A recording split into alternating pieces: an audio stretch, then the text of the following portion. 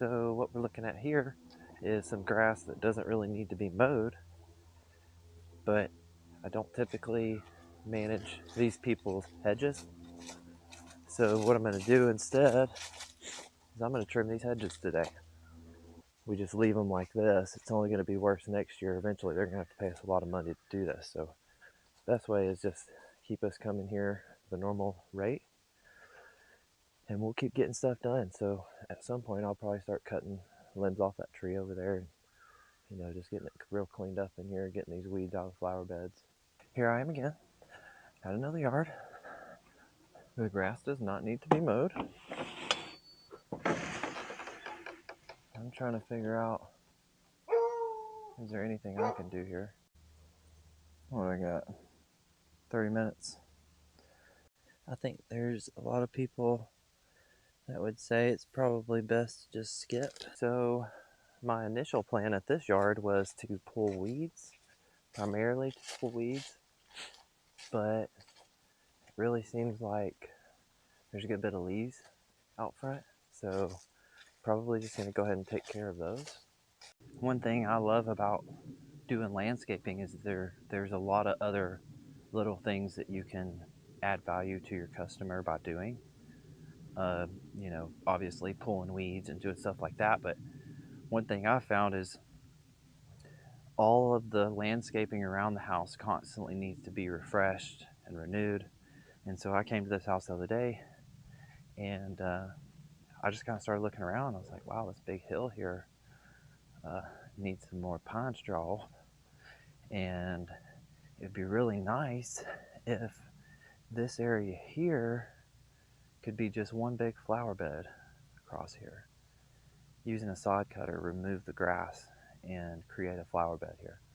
Well, here in next week sometime, I'll be able to show a video of this area turned into exactly that, because they said go ahead with it. So you got to get creative with this stuff. So another thing I came up with was around the AC unit over here, adding a protective border around it with just some 4x4 pieces of wood.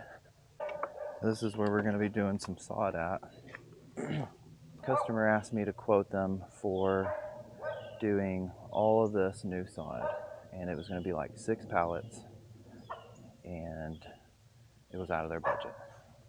So instead of me just moving along to the next one, I said, well, hey, the main reason you're wanting to sod this is because of this area here. And that's only like, coming all the way down here, it's like 2 pallets. Here's a revised price for 2 pallets. We won't have to remove all this grass like we were going to have to. Like, we're just going to deal with the bare areas, get those done. $2,300 accepted. Customers are not going to get offended by you adding stuff on or saying, hey, here's an option for you. This is an additional item if you'd like it. Most customers are going to be like, okay, cool, thanks. Not interested, but cool. Haven't had anybody ever get upset or aggravated thinking that I'm just trying to constantly upsell. Bro, I'm trying to run my business.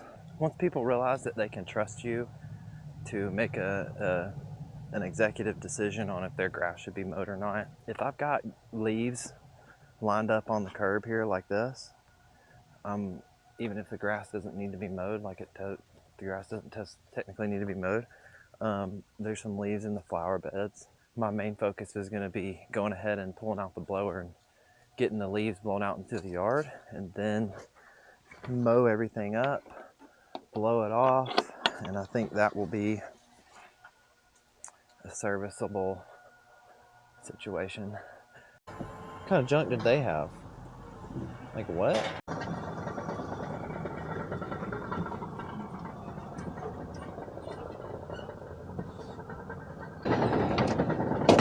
Oh shit! Woo! Oh shit! This guy right here, he's getting ready for me. He said, drop your shit and let me get it. All right, let me get out of his way. Don't come out here in something other than a 4-wheel drive, okay? You get stuck. Are they gonna push me out of here with the bulldozer or what? Oh man. Just